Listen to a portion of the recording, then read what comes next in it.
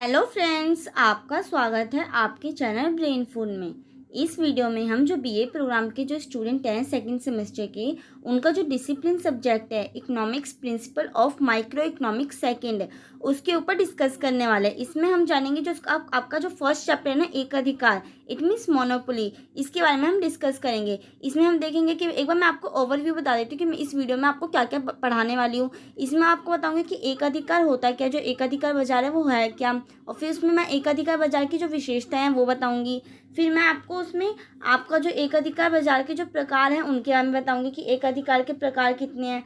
फिर आपको मैं TR MR के बीच संबंध और AR के बीच संबंध बताऊंगी। तो यही सब आपको मैं बताऊंगी, तो आप इस वीडियो के एंड तक बने रहे, आपको बहुत अच्छी इन्फॉर्मेशन जानने को मिलेगी। और साथ ही साथ आपके ना जितने भी कन्फ्यूजन है, अगर आपने इस वीडियो को एक बार देख लिया तो आपके वो सभी कन्फ्यूजन क्लियर भी हो जाएंगे। आप बस इस वीडियो के एंड तक बने रहें। आइए अब हम इस वीडियो को स्टार्ट करते हैं। पहले आप जानना कि ना जो बाजार है, क्योंकि हम एकाधिकार बाजार इन सब के बारे में पढ़ने वाले हैं, तो पहले हम ये जानेंगे ना कि आखिर में बाजार जो होता है वो है क्या। तो आप बाजार से क्या समझते हैं, आप जो मार्केट है उससे क्या समझते हैं। आपने नॉर्मली अगर आप देखें तो हम बाजार को एक मतलब जो हम जहाँ पे सामान खरीदते हैं बेचते हैं, इनको हम बाजार कह देते हैं। तो वही चीज़ें इकोनॉमिक्स लैंग्वेज में अगर आप लिखने चाहेंगे तो आप इसको इस वे में बताएंगे कि जो अर्थशास्त्र में ना बाजार का अभिप्राय है एक ऐसी व्यवस्था से, इट मीन्स ऐसा एक मैकेनिज्म जो वस्तुओं को बेचने और खरीदने की सुविधाजनक बनाता हो, जहाँ पर हम क्या करते हैं एक तरीके से वस्तुओं को खरीदते भी हैं और साथ ही साथ बेचते भी हैं। तो वो क्या है, आपका बाजार है। अन्य शब्दों में कहें ना तो बाजार से आज से उन सारे क्षेत्रों से ना जिसमें वस्तु के क्रय विक्रय के लिए खरीदने और बेचने वाले एक दूसरे के क्या करते हैं, संपर्क में रहते हैं। हमने उसी को क्या कहा है, बाजार कहा है। तो अब आपको पता चल चुका कि बाजार आखिर है क्या। अब हम देखते हैं बाजार के रूप कितने हैं, इट मीन्स बाजार कितने टाइप से डिवाइडेबल है। तो जो बाजार के ना रूप में ना, उनको हमने किस टाइप से डिवाइड कर रखा है, हमने जो उनकी प्रतियोगिता है और उनको फार्मों की संख्या के अकॉर्डिंगली क्या कर रखा है, और विक्रेताओं की संख्या के अकॉर्डिंग उसको क्या कर रखा है, हमने इसको 4 टाइप्स में डिवाइड कर रखा है। अब वो कितने हैं, एक आपका है पूर्ण प्रतियोगिता बाजार, एक है आपका एकाधिकार बाजार, जिसमें हम इस वीडियो में हम इसके बारे में डिस्कस करेंगे। फिर आपका एक जो एकाधिकारी प्रतियोगिता बाजार, और फोर्थ है आपका अल्पाधिकार। तो इस वीडियो में ना वैसे तो हम जानेंगे एकाधिकार क्या, और आपके सिलेबस में ना अल्पाधिकार और एकाधिकार के बारे में ही दे रखा है। तो इन दोनों टॉपिक्स पे हम क्लियर करेंगे कि क्या है आखिर में। तो इस वीडियो में हम देखेंगे कि एकाधिकार बाजार आखिर है क्या। तो एक अधिकार, अब एक अधिकार का वर्ड आपको सुनते ही पता चल रहा होगा, एक अधिकार मतलब किसी एक का अधिकार होना। इट मीन्स इसमें क्या होता होगा, एक अधिकार बाजार में ये होता है ना कि बाजार का वह रूप है ना एक अधिकार बाजार, जिसमें किसी वस्तु का केवल कौन होता है, एक ही विक्रेता होता है। इट मीन्स जो एक ही सेलर होता है, एक ही बेचने वाला होता है, और बहुत सारे क्या होते हैं, क्रेताएं होते हैं। जो इट मीन्स जो बहुत सारे क्या होते हैं, क्रेता होते हैं, जो उस सामानों को क्या करते हैं, खरीदते हैं। पर बेचने वाला कौन होता है, सिर्फ ओनली एक होता है। इसलिए हमने क्या कहा, इस बाजार को एक अधिकार बाजार कहा है। इंग्लिश में जैसे इसका मतलब अगर डिवाइडेबल करके हम देखें मोनोपोली, तो मोनो का मतलब क्या होता है एक, और पोली का मतलब क्या होता है, विक्रय। अर्थात एक अधिकार बाजार में एक विक्रेता होता है जिसका वस्तु पर क्या होता है, पूर्ति पर संपूर्ण अधिकार होता है। वस्तु की पूर्ति पर, पूर्ति मतलब क्या होता है कि सप्लाई करना, किसी भी वस्तु का एक तरीके से उसको बेचना, तो वो क्या हो जाती है, पूर्ति कहलाती है। तो वही चीज़ है कि किसी का भी पूर्ति पर क्या होता है, उसका संपूर्ण अधिकार होता है, तथा इस बाजार में फर्म व उद्योग के बीच में कोई अंतर नहीं होता है। अब आपने अगर पूर्ण प्रतियोगिता बच्चा, अगर आपने 12th क्लास में आपने माइक्रो इकोनॉमिक्स पढ़ी होगी तो उसमें आपने ज़रूर पढ़ा होगा कि जो उद्योग और फार्म क्या करती हैं, वो डिसाइड करते हैं ना, उद्योग क्या करती हैं, मांग और पूर्ति को लेकर क्या करती हैं, एक तरीके से ये डिमांड कब हो गया, ये आपका सप्लाई कब हो गया, जहाँ पे ये दोनों एक दूसरे को काटती हैं वहाँ पे हमारी क्या होती है, एक तरीके से कीमत डिसाइड हो जाती है। तो यही चीज़ है। परंतु जो ये एक अधिकार बाजार होता है ना, इसके अंदर ऐसा कोई कर्व नहीं होता। इसके अंदर ना तो कोई फार्म होती, ना ही कोई क्या होता है, एक तरीके से उद्योग होता। इसमें कोई भी एक दूसरे का मतलब वो नहीं करता है, इसमें कोई भी अंतर नहीं होता है, क्योंकि एक अधिकार बाजार में क्या होता है, एक ही विक्रेता होता है और उसका संपूर्ण बाजार पर क्या होता है, एक अधिकार होता है। वो अपने अकॉर्डिंगली क्या करता है, कीमत निर्धारित करता है। उस पर ऐसा कोई दबाव नहीं होता कि जितनी मांग होगी वो उसी अकॉर्डिंगली क्या करेगा, प्राइस डिसाइड करेगा। तो ऐसा कुछ वो नहीं होता इसके अंदर। तो इसलिए कहा गया है कि जो उद्योग और फार्म में के बीच में कोई भी अंतर नहीं होता है, जिसके कारण वह भी कीमत निर्धारित करता है और स्वीकारक भी होता है। इट मीन्स वो कीमत क्या करेगा, डिसाइड भी करेगा और साथ ही साथ उस कीमत पे वस्तु को बेचेगा भी। तो यही चीज़ें हैं। इसलिए इस बाजार में फार्म व उद्योग के बीच में कोई भी अंतर नहीं पाया जाता, जैसे कि मैंने आपको बता भी दिया। अब हम देखते हैं कि एकाधिकार की विशेषताएं। अब आपको पता चल चुका होगा कि जो एकाधिकार बाजार है आखिर वो है क्या। वह बाजार का वो रूप होता है जिसमें केवल एक ही विक्रेता होता है और उस वस्तु का कोई भी निकटतम स्थानापन्न नहीं होता। अब निकटतम स्थानापन्न क्या होता है, आपको मैं बताती हूँ ना कि जो वस्तुएं होती हैं ना वो 2 टाइप्स की होती हैं। कैसी होती हैं, एक तो स्थानापन्न वस्तुएं होती हैं और एक होती हैं आपकी पूरक वस्तुएं। ओके, जो स्थानापन्न वस्तुएं होती है ना, जैसे आपका चाय और कॉफ़ी हो गया। मान लीजिए आपको चाय नहीं मिलती, आपको कॉफ़ी मिलती है, तो आप कॉफ़ी प्रेफर कर लेंगे। इट मीन्स जो आपको उसकी जगह आप क्या कर रहे हैं, एक्सचेंज कर पा रहे हैं ना। अब आपको पेन नहीं मिला, आपने पेंसिल यूज़ कर ली, तो इस टाइप से ही है। परंतु जो पूरक वस्तुएं होती है ना, जो पूरक वस्तु होती है वो कैसी होती है, वो एक दूसरे के लिए ही बनी होती है। एक तरीके से जब एक वस्तु नहीं होगी तो दूसरी वस्तु कैसी है, बेकार है। जैसे अब कार और गाड़ी और पेट्रोल, अब ये क्या है, अगर पेट्रोल नहीं हुआ तो कार का कोई फ़ायदा नहीं है, अगर कार नहीं हुई तो पेट्रोल का कोई फ़ायदा नहीं है। इट मीन्स एक दूसरे के बिना क्या नहीं हो सकती, पूरी नहीं हो सकती हैं। और स्थानापन्न वस्तुएं क्या होती हैं, जो एक दूसरे की जगह यूज़ की जाती है। तो यही चीज़ है कि जो इस मार्केट में ना कोई भी निकटतम स्थानापन्न नहीं होता। इट मीन्स कोई भी ऐसी चीज़ नहीं है कि अगर मान लीजिए कि अगर मैं कॉफ़ी पीती हूँ तो कॉफ़ी की अगर नहीं मिली तो मैं कुछ और पी सकूँ, चाय पी सकूँ, ऐसा नहीं होता है। मेरे को ये अवेलेबल ही नहीं होगा। तो यही चीज़ है। जैसे आपने रेल का भी सुना होगा कि रेल की जगह भारी सामानों को ढोने के लिए और ज़्यादा बड़ी क्वांटिटी में कोई ऐसा उसका क्या नहीं है, निकटतम स्थानापन्न नहीं है। तो यही चीज़ें हैं। अब आपको पता चल चुका कि एकाधिकार बाजार कैसा बाजार होता है। अब हम देखते हैं कि जो एकाधिकार बाजार की क्या क्या विशेषताएं हैं, इसकी क्या क्या फीचर्स हैं। तो इसके बारे में हम देखते हैं। अब जो एकाधिकार बाजार में ना क्या इसकी वही विशेषताएं बन गई कि एक विक्रेता होता है और क्रेताओं की क्या होती है, बहुत ज़्यादा संख्याएं होती हैं। विक्रेता मतलब होता है जो सेलर होता है, इट मीन जो सामान को बेचता है। और क्रेता कौन होते हैं, जो एक तरीके से खरीदते हैं सामान को। तो आपको पता चल चुका, एकाधिकार बाजार में ना एक वस्तु एक ही उत्पादक होता है, वह अकेला व साझेदार का समूह, संयुक्त पूंजी, कंपनी या राज्य हो सकता है। इट मीन्स वही एक अकेला होता है, किंतु वस्तु के क्रेताओं की संख्या क्या होती है, बहुत ज़्यादा होती है। तो इसकी एक ये भी विशेषता है इस एकाधिकार बाजार की। सेकंड है आपका कि वस्तु का निकटतम स्थानापन्न का अभाव होता है। क्या होता है, अभाव होता है इसमें निकटतम स्थानापन्न का। कैसे, जैसे कि मैंने आपको बताया कि जिस वस्तु का एकाधिकार उत्पादन कर रहा है उस वस्तु का निकटतम स्थानापन्न या विकल्पी वस्तुएं बाजार में नहीं होती हैं। फलस्वरूप है ना क्रेताओं को वही वस्तु खरीदनी पड़ती है और वह भी एक अधिकार की मनचाही कीमत पे। इट मीन्स मान लो कि अब आपको चाय पीने की बहुत ज़्यादा आदत है, तो अगर आपको उसका कोई निकटतम स्थानापन्न भी नहीं, ये भी नहीं कि चाय की तरह आप कॉफ़ी पी सकें, तो आप क्या करेंगे, मजबूरन चाय खरीदेंगे, चाय खरीदना पसंद करेंगे। तो अब क्या करेगा, जो वो होगा वो क्रेताएं होंगे, वो क्या करेंगे, वो अपनी मनचाही कीमत वसूलेंगे और लोग उन्हें देंगे भी। तो यही चीज़ है कि उनका एकाधिकार बाजार पर क्या होता है, उनका नियंत्रण होता है क्रेताओं का। तो यही चीज़ है कि इसका वस्तु का निकटतम स्थानापन्न नहीं होता है, उसका अभाव होता है। जैसे एग्जाम्पल में मैंने आपको दे भी रखा है कि भारी सामान और सवारियाँ ढोने के लिए रेलों का कोई क्या नहीं होता, निकटतम स्थानापन्न नहीं होता है।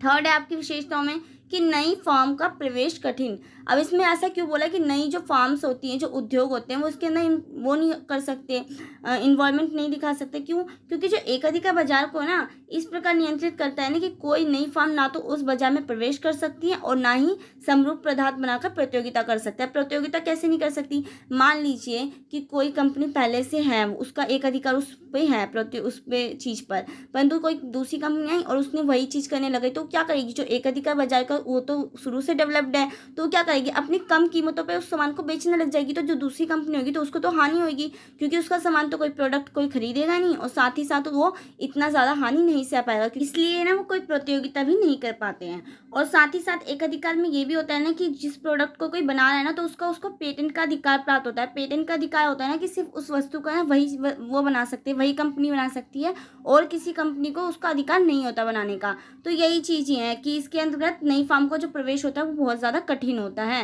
नेक्स्ट टाइप की इसकी विशेषता है कि कीमत विभेद। अब कीमत विभेद का मतलब क्या होता है, इसके अंदर होता है ना कि एक अधिकार विभिन्न क्रेताओं से विभिन्न कीमतें क्या कर सकता है, वसूल सकता है। इट मीन्स ये नहीं होता कि कोई फिक्स्ड कीमत ही आपको वसूली जाएगी। अब जैसे आप मान लीजिए कि कोई वस्तु को वो 40 रुपये में, किसी एक व्यक्ति को 40 रुपये में बेचे, परंतु वही वस्तु किसी और व्यक्ति को किस में बेचे, 50 रुपये में बेचता है। तो यही चीज़ है कि इसे है ना कीमत विभेद कहा जाता है। कीमत विभेद से अभिप्राय होता है ना कि उस क्रिया से है ना जिसके द्वारा वह एक वस्तु की विभिन्न क्रेताओं से विभिन्न कीमतें क्या करता है, वसूल करता है। तो ये आप समझ चुके हैं कि इसके अंतर्गत कीमत विभेद भी पाया जाता है। नेक्स्ट है आपका कीमत पर पूर्ण नियंत्रण। अब आप एक बात देखिए, जब कीमत विभेद वो कर सकता है तो इट मीन्स उसका क्या है कि वो उसका कीमत पर पूर्ण नियंत्रण है, क्योंकि जो अकेला विक्रेता ही उस वस्तु का क्या होता है, उत्पादक होता है। इसलिए वस्तु की जो कीमत पर अधिकार होता है ना, एक अधिकार का पूर्ण नियंत्रण उसके पास होता है। इस प्रकार एक अधिकार कीमत निर्धारक अर्थात कीमत को तय करने वाला होता है, अतः वह अपने उत्पाद को जो भी चाहे कीमत निर्धारित कर सकता है। तो हम कह सकते हैं कि जो एक अधिकार बाजार के अंदर क्या होता है, कीमत पर पूर्ण नियंत्रण होता है। ओके, विक्रेताओं का सेलर्स का, कहीं पे मैंने एक बार ऊपर भी मैंने वो बोल दिया था, विक्रेता होता है, सेलर्स होते हैं जिनको हमने विक्रेता कहा है। ओके, नेक्स्ट है आपका एक अधिकार के प्रकार। अब हम क्या देखेंगे, एक अधिकार के कितने टाइप्स होते हैं। तो इसमें आपका एक आता है पूर्ण अधिकार। अब इसमें क्या होता है, जैसे कि इसके नाम से आपको पता चल रहा है, इनके ना नेम से आपको सब पता चल जाएगा क्या कि इसके अंदर होता क्या होगा। अब पूर्ण अधिकार में क्या होता है, जब किसी वस्तु या सेवा का बाजार में विक्रय किसी एक विक्रेता के द्वारा ही किया जाता है, तो इसे क्या कहेंगे हम, पूर्ण अधिकार कहा जाएगा, क्योंकि उसी विक्रेता के थ्रू क्या हो रहा है, उसका सेल किया जा रहा है उस वस्तु को। तो इसलिए हम क्या कहेंगे कि वहाँ पे क्या है, एक पूर्ण एक अधिकार है। और जो प्रतियोगिता होती है ना, वो प्रतियोगिता का स्तर क्या होता है, शून्य होता है, क्योंकि इसके अंदर कोई भी कंपटीशन के लिए नहीं आता। जैसे कि मैंने आपको ऊपर भी बताया था कि अगर कोई कंपनी आएगी भी उस समरूप वस्तु को बनाने के लिए, तो क्या होगा, जो पहली वाली जो कंपनी होगी वो क्या करेगी, अपनी रेट्स को कम करेगी और उस वस्तु को बेचने लग जाएगी। तो जब वस्तु को जब कम कीमत पे लोगों को मिलेगी तो वो तो इसी से खरीदेंगे ना कि दूसरे से खरीदेंगे। तो इस वजह से क्या होगा, तो उसको वो हानि होने लग जाएगी। जब हानि की स्थिति होने लग जाएगी तो अपनी फैक्ट्री को बंद करके वहाँ से चला जाएगा। तो ऐसा होता है। तो यही चीज़ है कि पूर्ण अधिकार के अंदर क्या होता है, प्रतियोगिता भी नहीं देखने को मिलेगी और साथ ही साथ विक्रेता का पूर्ण अधिकार होता है उस वस्तु के उत्पादक को लेकर और चाहे उसको बेचने से लेकर। नेक्स्ट है आपका अपूर्ण अधिकार। अब इट मीन्स आधा अधिकार होना, एक तरीके से हम कह सकते हैं। इसमें किसी भी वस्तु का ना विक्रय एक व्यक्ति के द्वारा किया जाता है, लेकिन जो प्रतियोगिता का स्तर होता है ना, वो शून्य नहीं होता। इट मीन्स ये नहीं कि इसमें कंपटीशन ही नहीं है जरे सभी, अर्थात निकट प्रतिस्थापन की बाजार में क्या होती है, उपलब्धता होती है। तो इस स्थिति को हम क्या कहेंगे, अपूर्ण एक अधिकार कहेंगे। इट मीन्स उसमें क्या था आपको कि निकटतम स्थानापन्न का क्या था, अभाव था, परंतु इसमें क्या है, निकटतम स्थानापन्न का अभाव नहीं है। इट मीन्स अगर आपको चाय नहीं मिली तो आप कॉफ़ी ले सकते हैं। आपको अगर कोलगेट नहीं मिल रहा, पेप्सोडेंट मिल रहा है, पेप्सोडेंट नहीं मिल रहा तो क्लोजअप मिल रहा है, आप इस टाइप से क्या कर सकते हैं, बहुत सारी वेराइटीज आपको प्रोवाइड होती हैं और इसके अंदर प्रतियोगिता होती है, क्योंकि विभिन्न प्रकार की जो वस्तुएं होती है वो क्या करती है, प्रतियोगिता को निर्माण करती है। तो इस तरीके से हम कह सकते हैं जो अपूर्ण एक अधिकार है, बाजार है, उसके अंदर क्या होता है, बेशक कि जो विक्रेता के हाथ में ही होता है, क्या कहते हैं, विक्रय करने का जो एक अधिकार होता है वो एक व्यक्ति के द्वारा किया जाता है, परंतु जो प्रतियोगिता होती है उसका स्तर क्या नहीं होता, शून्य नहीं होता है। नेक्स्ट है आपका एक निजी एक अधिकार। अब निजी एक अधिकार, इसमें क्या होगा, जब एक अधिकार बाजार का जो नियंत्रण होता है ना, और उसका जो स्वामित्व प्रबंधन निजी व्यक्तियों के द्वारा क्या होता है, फर्मों के द्वारा ही किया जाता है, तो उसे हम क्या कहते हैं, निजी एक अधिकार कहते हैं। निजी से तो आपको वैसे भी पता चल चुका होगा, जो प्राइवेट उसमें होता है। इस प्रकार का एक अधिकार है ना, प्राय सरकार के द्वारा स्वीकृत नहीं किया जाता है, इसमें सरकार का कोई इन्वॉल्वमेंट इतना नहीं होता है।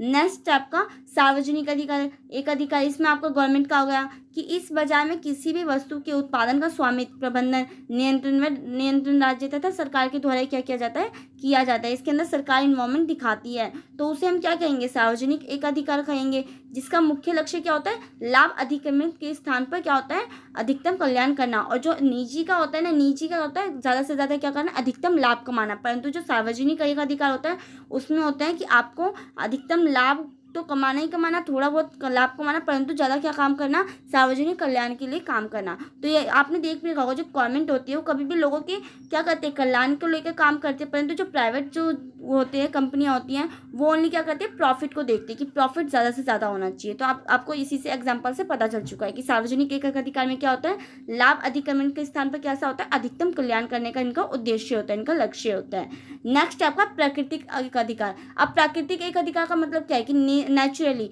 अब आपने मान लीजिए कोई कच्चा माल है जिससे कि कोई वस्तु बन रही है और वो कच्चा माल सिर्फ एक पर्टिकुलर एक क्षेत्र में पाया जाए, तो क्या होगा, आपका उस पर एक अधिकार हो जाएगा। वहाँ की जो नेचुरल एक अधिकार कैसे हो गया, क्योंकि वहीं पे वो वस्तु मिल रही है और वहीं पे क्या होगा, एक तरीके कंपनी स्टैब्लिश होगी और वहीं से क्या होगा, एक तरीके से वहाँ का उसका एक अधिकार हो जाएगा, क्योंकि कहीं और वो चीज़ प्रोवाइड नहीं होगी। जैसे कि मैंने आपको बता भी रखा है कि जब एक अधिकार की उत्पत्ति प्राकृतिक रूप से किसी स्थान विशेष पर उपलब्ध कच्चे माल की उपलब्धता के कारण उत्पन्न होते हैं ना, तो उसे हम क्या कहते हैं, प्राकृतिक एक अधिकार कहते हैं। नेक्स्ट आपका छठा जो कानूनी एक अधिकार। अब इसमें क्या है, सिक्स्थ कानूनी एक अधिकार में जैसे कि इसके नाम से आपको पता, इनके नाम से आपको पता चल जाएगा कि इस एक अधिकार का क्या मतलब होता है। जब एक अधिकार की उत्पत्ति है ना कानूनी अधिकारों जैसे पेटेंट के अधिकार, ट्रेडमार्क जो आपको उस पर मिलता है, और कॉपीराइट इत्यादि के कारण होता है। जैसे आपने कोई म्यूजिक पे कॉपीराइट लग जाता है, बुक्स पे, मतलब इस टाइप के आपने देखा होगा पेटेंट का अधिकार कि सिर्फ आपको ही बनाने का उस वस्तु को अधिकार है, कोई वस्तु को नहीं बना सकता और नहीं उसको बेच सकता है। तो यही चीज़ है, इसे हम क्या कहते हैं, कानूनी एक अधिकार कहते हैं कि कानून के द्वारा क्या हो गया, एक तरीके से एक अधिकार उस पर बनाया गया। अब आपने देख लिया कि जो एक अधिकार के प्रकार कितने टाइप से हैं। अब हम देखते हैं कि जो एक अधिकार फॉर्म के अंतर्गत औसत आगम एवं सीमांत आगम में संबंध। पहले तो आप एक अधिकार का मतलब आपको पता चल चुका। अब हम देखेंगे कि आगम वर्ड क्या होता है, क्योंकि हम आगम को जान लेंगे ना तब हमें औसत आगम भी पता चल जाएगा और सीमांत आगम भी खुद पे खुद पता चल जाएगा। आखिर में जो आगम है वो है क्या, पहले तो आपको आगम वर्ड जाना होगा, तभी तो आप इनमें रिलेशनशिप देखेंगे, इनमें रिलेशन क्या है, इनमें संबंध क्या है। तो हम देखते हैं पहले आगम है क्या। जो आगम होता है ना उसको हम इंग्लिश में पहले बता देते हैं रेवेन्यू, क्योंकि रेवेन्यू वर्ड सुनते ही कई बच्चों को तो ऐसे ही क्लियर हो चुका होगा कि आगम है होता क्या है। जैसे कि मान लीजिए कि कोई प्रोडक्ट, एक पेन है या एक कॉपी ले लीजिए या कुछ भी ले लीजिए, आप एक पेन ले लीजिए कि 5 रुपये का है, ओके। अब आपने ना एक पेन 5 रुपये का है और अब आपको ना 10 पेन बेचने हैं। अब वो 10 पेन को बेचना है आपको, तो एक पेन जब 5 रुपये का था तो वो पेन कितने रुपये में बेचा, इट मीन 50 रुपये आपको क्या हुआ, रेवेन्यू प्राप्त हुआ। आपको कितना जो मुद्रा हुई आपको कितनी प्राप्त हुई, 50 रुपये। तो ये क्या हो गया, आगम हो गया। ये आपको कितना प्राप्त हुआ, ये आपको 50 रुपये प्राप्त हुए। तो ये क्या आपका आगम है। आगम से अभिप्राय है ना किसी वस्तु या सेवा की बिक्री से प्राप्त होने वाली मुद्रा को हम क्या कहते हैं, आगम कहते हैं। क्या कहते हैं हम इसको, आगम कहते हैं। कि जो हमें किसी भी वस्तु को बेचने से जो हमें मुद्रा प्राप्त हो रही, जो अब मान लो कि मैंने आपको बोला ही था, जैसे कि एक पेन हो गया, आपने 5 रुपये का था और आपने 10 पेन बेचे तो आपको कितना रेवेन्यू प्राप्त हुआ, 50 रुपये। तो ये आपको क्या है, 50 रुपये आपका आगम है। ऐसे आप देख लीजिए कुल आगम क्या होता है, औसत आगम क्या होता है, और साथ ही साथ आपको सीमांत आगम क्या होता है। अब कुल आगम में तो आपको ऐसे ही पता चला टोटल आगम कि आपको टोटल कितना प्राप्त हुआ। कि एक फार्म के द्वारा ना वस्तु की विशेष मात्रा बेचने से जो राशि प्राप्त होती है उसे हम क्या कहते हैं, कुल आगम कहते हैं। जैसे कि मैंने आपको नहीं था एग्जांपल भी रखा है कि एक पेन था 5 रुपये का, अब आपने 100 पेन बेचे, 100 पेन आप कितने के पड़ गए, 500 रुपये का। तो ये जो 500 रुपये वो आपके क्या है, वो आपका आगम है, टोटल आगम है। ये जो टोटल आगम होता है, जो टोटल मतलब रेवेन्यू होता है, वो क्या होता है आपका P मल्टीप्लाई में Q। क्या होता है आपका टोटल, जो आपका प्राइस है, इट मीन्स जो आपकी क्वांटिटी है और प्राइस का मल्टीप्लिकेशन क्या होता है, आपका टोटल रेवेन्यू होता है। तो इसमें मैंने आपको दिखाया कि ये क्या आपकी क्वांटिटी है और आपका ये क्या है, ये 5 रुपये आपकी क्या है, प्राइस है। तो आपने इसको मल्टीप्लाई किया तो आपको 500 रुपये। तो ये क्या हो गया, आपका टोटल रेवेन्यू हो गया, कुल आगम हो गया। अब हम देखते हैं कि औसत आगम। औसत आगम क्या होता है, एवरेज आगम, एवरेज रेवेन्यू। इट मीन जो बेची गई प्रति वस्तु की आगम को क्या कहते हैं, हम बेची गई वस्तु की प्रति इकाई के आगम को क्या कहेंगे, औसत आगम कहेंगे। एग्जाम्पल के मैं आपको बताती हूँ कि मान लीजिए कि आपके जो 10 पेन थे वो आपको कितने रुपए के पड़े, 50 रुपये के पड़े। 10 पेन आपको 50 रुपये के पड़े, तो एक पेन कितने का होगा, आखिर में जो एक पेन होगा वो कितने का होगा। तो जो टोटल रेवेन्यू अपॉन में टोटल जो क्वांटिटी होती है उसको कर दिया हमने, तो जो एक पेन था आपको वो कितने का पड़ा, 5 रुपये का पड़ा। तो ये आपको क्या औसत आगम है कि बेची गई वस्तु की प्रति इकाई के औसत को क्या कहते हैं, हम औसत आगम कहते हैं। जो हमारा जो एक इकाई बेची गई उससे जितना हमें रेवेन्यू प्राप्त हुआ हमने उसे क्या कहा है, औसत आगम कहा है। मैं आपको ये टर्म्स क्यों समझा रही हूँ, अब मैं आपको दोबारा एक बार बता देती हूँ, क्योंकि हम इसके अंदर रिलेशंस देखेंगे तो विदाउट इन टर्म्स को जाने आप इनके बीच में रिलेशन नहीं जान सकते हैं। आपको ये टर्म्स पता होनी चाहिए, तभी तो हम आगे देखेंगे ना क्या कि में होते क्या। वैसे तो आपने 12th क्लास में पढ़ रखा है, मैं चाहती तो इसको स्किप करके आगे इसको आपको सीधे रिलेशन बता देती, परंतु मैं इसको इस वे में लेके चली ना कि थोड़ा बहुत बच्चों को अगर नहीं भी याद आ रहा या भूल भी जाते हैं बच्चे तो उनको याद आ जाए।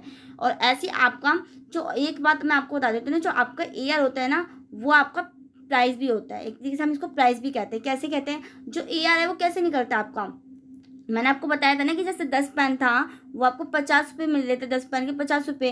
तो एक पेन आपको कितने का पड़ा था, 5 रुपये का। तो आपने कैसे निकाला था, जो बेची गई प्रति वस्तु की जो आगम था वो कैसे निकाला था, आपने इसको कर दिया। तो टोटल रेवेन्यू अपॉन में क्या हो गई, तो क्वांटिटी हो गई थी आपकी, हो गई थी ना। तो ये फॉर्मूला आपका बन गया था AR इक्वल्स टू में TQ/Q।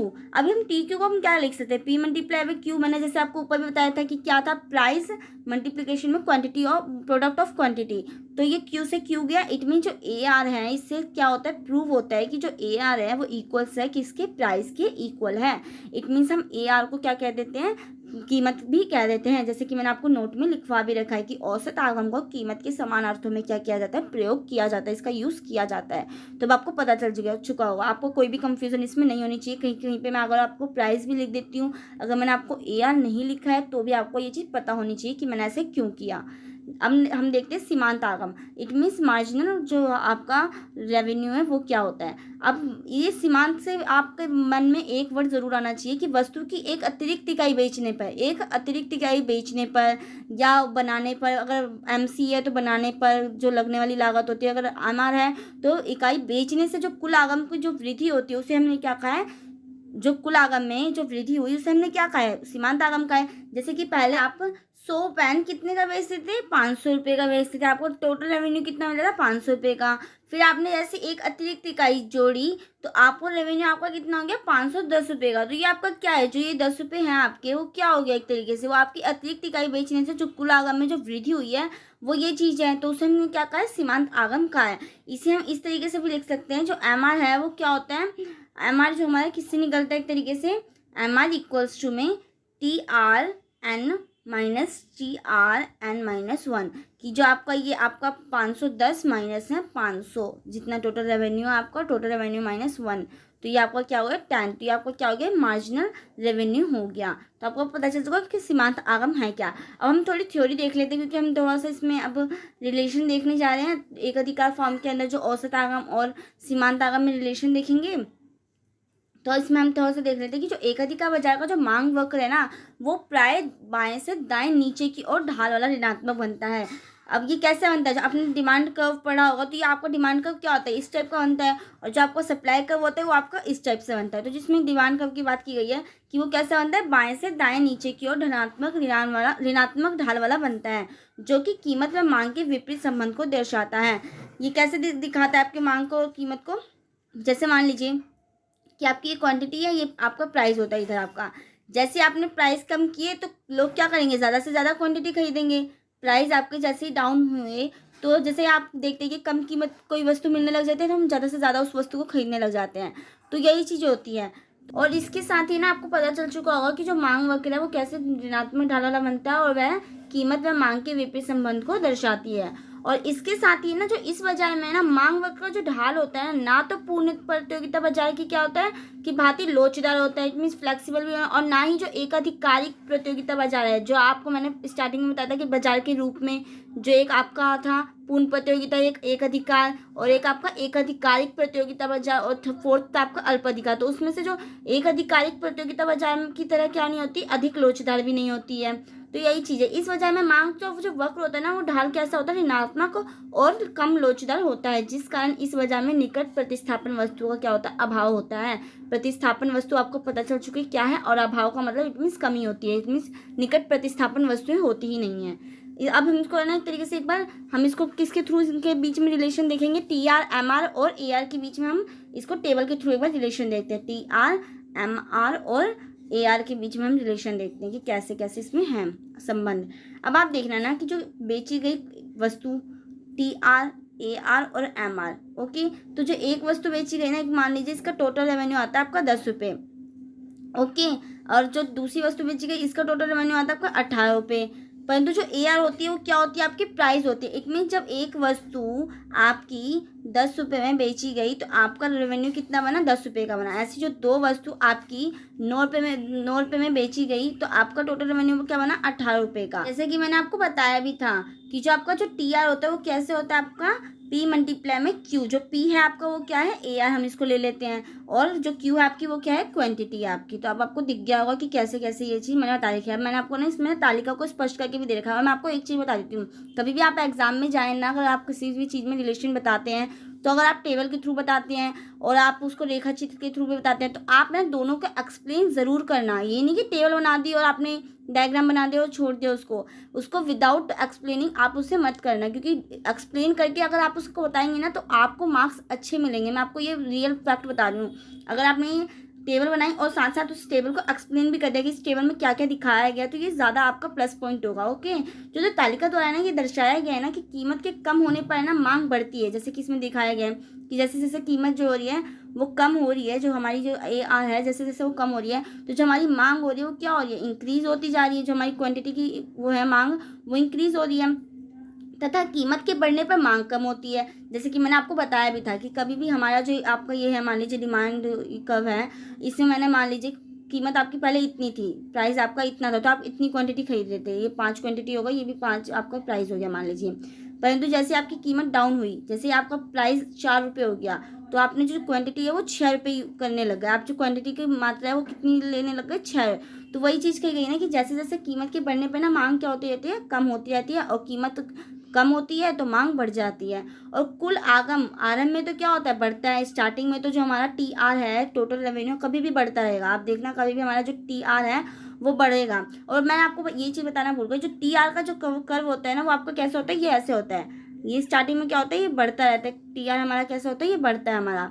ओके, तो यही चीज़ कही गई है ना कि जो TR है ना वो आरंभ में तो बढ़ता है, फिर अधिकतम होता है, और फिर उसके बाद क्या होने लग जाता है, अंत में क्या होने लगता है, गिरने लग जाता है। जैसे कि मैंने आपको दिखाया है कि TR स्टार्टिंग में क्या हो रहा है, बढ़ रहा है 30, 18, 24, 28, 30 हो रहा है। फिर एक टाइम पे आएगा कि अधिकतम उतने पे स्टिक हो जाएगा, उसके बाद फिर क्या होने लग जाता है, वो गिरने लग जाता है। तो ये इसमें तालिका को मैंने एक्सप्लेन कर दिया है। आपकी जो टेबल है उसको मैंने एक्सप्लेन करके इसलिए लिख दिया कि आपको पता चल जाए कि किस वे में आपको एक्सप्लेन करना है। और लेकिन जो कुल आगम है ना वो कभी भी क्या नहीं होता है, शून्य व ऋणात्मक नहीं होता है। और सीमांत आगम वक्र हमेशा नेगेटिव, इट मीन्स ऋणात्मक ढलान होता है। जैसे हमारा डिमांड का होता है उसी टाइप का आपका क्या होता है, MR भी होता है। और सीमांत आगम का जो ढाल है ना वो AR की तुलना में कभी भी दोगुना होता है। अब मैं आपको बता दूं कि जो TR है उसका मांग का ऐसा होता है, सॉरी मांग बोल रही हूँ, उसका जो आपका कर्व का डिज़ाइन होगा वो इस टाइप का होगा।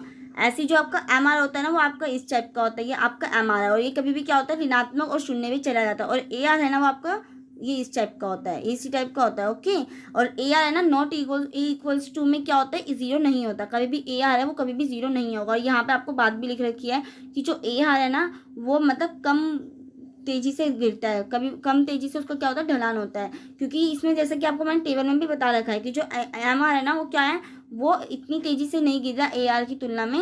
वो MR जो होता है वो बहुत तेजी से गिरता है, AR कम तेजी से गिरता है और MR है वो बहुत तेजी से गिरता है। और इसलिए क्या होता है, जो MR का जो वक्र होता है वो AR यहाँ पे रहेगा, आपका AR ऊपर रहेगा तो MR नीचे रहेगा। क्योंकि जो MR का जो ढलान है, मतलब जो MR में ऋणात्मक में वृद्धि कितनी हो रही है, जल्दी जल्दी होती है कंपेरिजन टू AR के।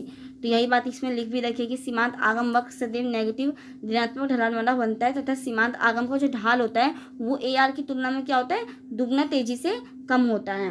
अब मैंने आपको इसमें डायग्राम के थ्रू भी बताया है कि जो TR है ये आपको क्या हो रहा है, स्टार्टिंग में ये बढ़ रहा है, फिर एक टाइम पे ये अधिकतम हो रहा है, और तीसरे टाइम पे क्या होने लगता है, ये गिरने लग जाता है। और जो AR है वो क्या होता है, आपका MR से कभी भी ऊपर है होता है। क्योंकि इसका जो कम मतलब इसमें क्या होता है, कम तेजी से गिरावट होती है, परंतु जो MR है उसमें बहुत तेजी से गिरावट होती है। इस कारण से क्या होता है, ये शून्य भी होता है और ऋणात्मक भी होता है। परंतु जो AR है वो कभी भी शून्य और ऋणात्मक नहीं होता है, नॉट इक्वल्स टू जीरो।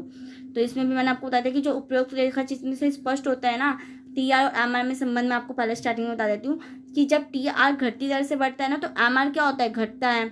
अब यहाँ पे आपने देख रखा होगा कि जो TR है वो क्या हो रहा है, ये घटती दर से ही तो बढ़ रहा है ना। 10 है ये तो नहीं, 10 के बाद फिर ये 28 हो रहा है या उतना हो रहा है, 20, 22 ऐसा तो नहीं हो रहा है, ये 10 हो रहा है फिर 8 हो रहा है। इट मीन्स इसमें कितने वो हो रही है, आपने इसमें देखा तो इसमें हमारी 8 की वृद्धि हो रही है। फिर जैसे MR को तो निकालने का आपको पता ही हो ना, 24 में से 18 गए तो 6 की वृद्धि हुई। तो इस टाइप से है कि क्या हो रहा है, ये घटती दर से बढ़ रहा है। तो यही बात इसमें कही गई है, ये लैंग्वेज में हमेशा ध्यान रखना कि जब TR घटती दर से बढ़ता है इट मीन्स घटता भी है परंतु ये बढ़ रहा है इट मीन्स। तो MR क्या होता है, घटता है पर ऋणात्मक शून्य से ऊपर होता है। क्योंकि आपने देखा कि कैसे ये स्टार्टिंग में ऊपर की तरफ होता है। मैं आपको यहाँ पे दिखा रही हूँ, इसके थ्रू बता रही हूँ कि जब ये TR बढ़ रहा है तो ये MR है वो क्या होता है, ऊपर ही रहता है शून्य और ऋणात्मक से। सेकंड आपका है इसमें संबंध कि जब TR अधिकतम होता है, जो MR होता है वो शून्य होता है। जब इस पर काट भी रहा है, आपने देख लिया इसको कि जब TR ये अधिकतम है तो जो MR है वो क्या होता है, आपका शून्य होता है।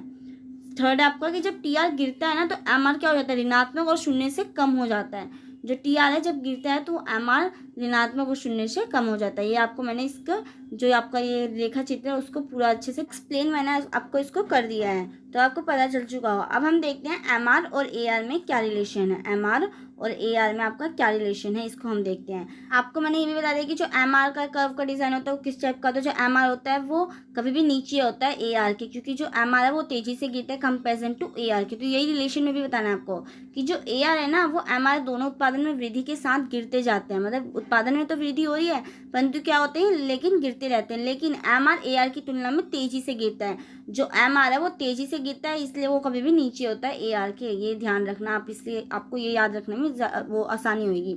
और जो एमआर है ना वो शून्य ऋणात्मक हो सकते हैं, जैसे कि मैंने आपको बताया कि ये एमआर जो होते हैं वो ऋणात्मक शून्य हो सकते हैं, परंतु एआर कभी भी शून्य और ऋणात्मक नहीं हो सकता, क्योंकि कीमत कभी भी क्या नहीं हो सकती, ऋणात्मक नहीं हो सकती है।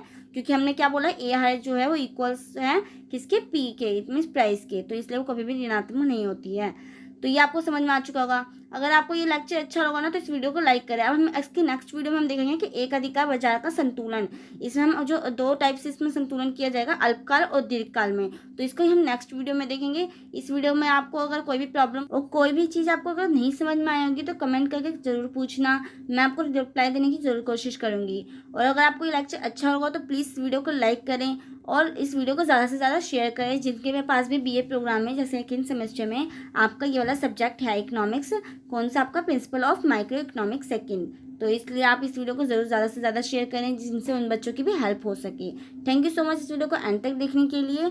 अगर आप इस चैनल पर नए हैं तो इस चैनल को सब्सक्राइब कर बेल आइकन को जरूर प्रेस करें। अब हम मिलते हैं नेक्स्ट वीडियो में, जब तक के लिए बाय।